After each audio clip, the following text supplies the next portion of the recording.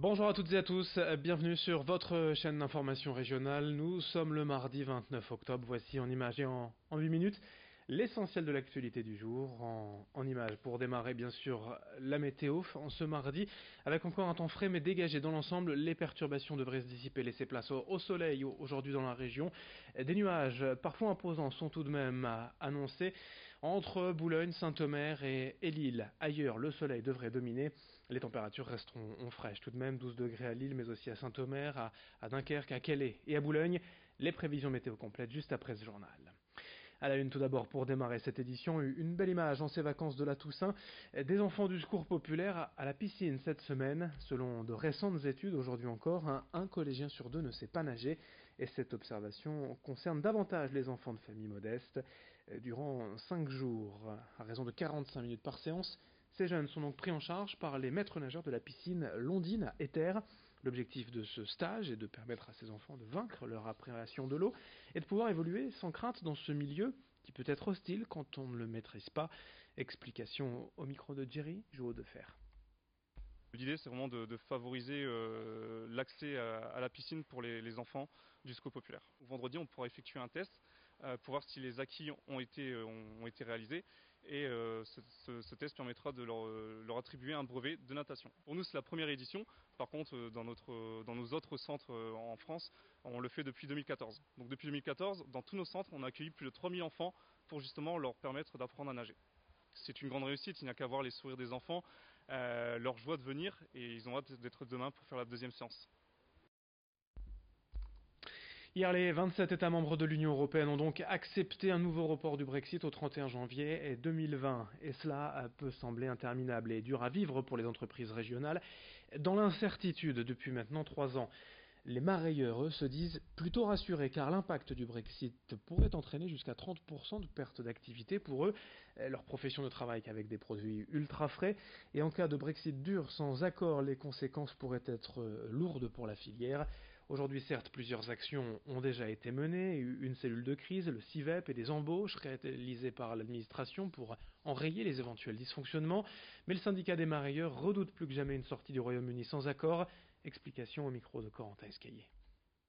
C'est quelque chose de complexe pour tout type d'entreprise, mais pour nous en particulier, sur le mariage, on est sur des produits crus ultra frais. Aujourd'hui, on est déjà très court en termes de logistique. On a des délais à respecter qui font qu'on a très peu de temps pour travailler le produit parce qu'il faut qu'on livre nos clients dans des temps records. Le report là qui semble se dessiner est quand même quelque chose qui est plutôt rassurant, même si ça ne règle pas le problème définitivement, parce qu'à l'approche effectivement des fêtes de fin d'année, c'était pas le moment de mettre une modification, un Brexit sans accord en tout cas, dans les pattes des entreprises. Autre information en régional, le premier bilan des récoltes de pommes de terre dans la région. La plupart des cultivateurs en ont terminé avec l'arrachage ces jours-ci et c'est une saison franchement particulière d'un point de vue météo que les producteurs ont vécu, avec d'abord les sécheresses au printemps et cet été, puis d'intenses précipitations en septembre et octobre, si bien que cette récolte 2019 n'annonce pas des pommes de terre de bon calibre. Pour les agriculteurs, plus on s'approche du littoral, au plus les récoltes ont été difficiles. On fait le point avec un producteur au micro de Rémi Desremeaux. La culture de la pomme de terre sur mon exploitation, elle s'est terminée vendredi dernier. Au niveau du rendement, on ne peut pas dire que c'est une année exceptionnelle, néanmoins on n'est pas catastrophique non plus. Ce qui fait qu'on a mis tant de temps à commencer la récolte, c'est les conditions sèches, il faut l'avouer. Parce que quand on récolte une pomme de terre, si vous voulez, il faut que la terre ne soit pas trop agressive envers la tubercule, sinon ça déclenche un coup.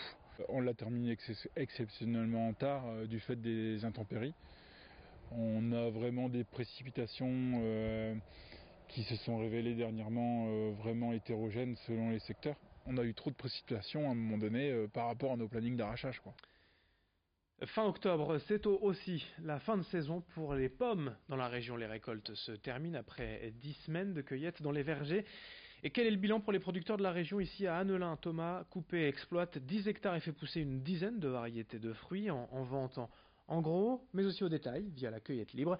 Cette saison, les pommiers ont été généreux, mais ont donné des pommes plus petites par rapport aux années précédentes. Et là encore, la météo capricieuse cette saison est en cause.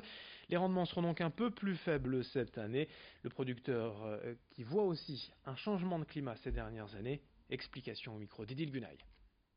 Avant, c'est pas compliqué. On démarrait notre équipe de cueillette autour du 10-13 septembre tous les ans pour la cueillette des poires. Aujourd'hui, une année sur deux, c'est en août. Au plus tard, c'est au 1er septembre. Donc on a gagné 15 jours sur la maturité des fruits. Donc c'est pas que la chaleur de l'été, c'est aussi la chaleur de l'hiver. Démarrer une cueillette en août, c'est plus compliqué parce qu'on a moins de personnel pour démarrer la cueillette. Après, pour le détail, moi je fais du self-service, les gens viennent cueillir chez nous 7 jours sur 7. Forcément, on démarre une semaine plus tôt. Donc au niveau chiffre, c'est un petit peu mieux. Forcément, on a une semaine de vente en plus, donc il n'y a pas de secret. Et puis pour terminer, le portrait d'une association nationale depuis peu régionale. Abracadabra vient en aide aux familles d'enfants nés prématurément. D'abord en confectionnant et en offrant de petits vêtements distribués dans les services de néonatologie, des vêtements et des jouets offerts aux enfants hospitalisés. L'association crée aussi des décorations pour égayer les hôpitaux et met régulièrement en place des événements pour Noël, Pâques ou la fête des pères et fête des mères. Le but de l'association est vraiment d'aider, d'accompagner, d'orienter les parents qui peuvent être troublés par la naissance d'un enfant prématuré. Hier, l'association effectuait sa première remise d'une gigoteuse à l'hôpital de Lens, avec qui la convention vient d'être signée. D'autres hôpitaux seront bientôt partenaires. L'explication d'Isabelle Dereux, ambassadrice nordiste de l'association Abracadabra. En général, quand on a un bébé, on s'attend à ce que ça dure 9 mois la grossesse. Parfois, on a la mauvaise surprise que ça arrive un peu tôt. Et de fait, on a préparé des choses pour des bébés qui sont de taille naissance. Or, les bébés qui naissent en grand préma, souvent sont beaucoup plus petits. Donc ils sont plus petits et en plus ont besoin de confections un peu particulières et notamment par exemple des chaussons qui sont encore ouverts sur l'arrière parce qu'on passera quelques petites sondes pour pouvoir les monitorer ou des petites brassières qui seront un peu plus ouvertes que d'habitude au niveau de l'encolure, là aussi pour laisser passer les petits câbles de surveillance des bébés et puis des choses beaucoup plus petites aussi surtout. Fin de ce journal régional, à suivre dans un instant vos prévisions météo, puis d'autres infos en images jusqu'au prochain quart d'heure et une nouvelle édition. Très bonne journée à toutes et à tous.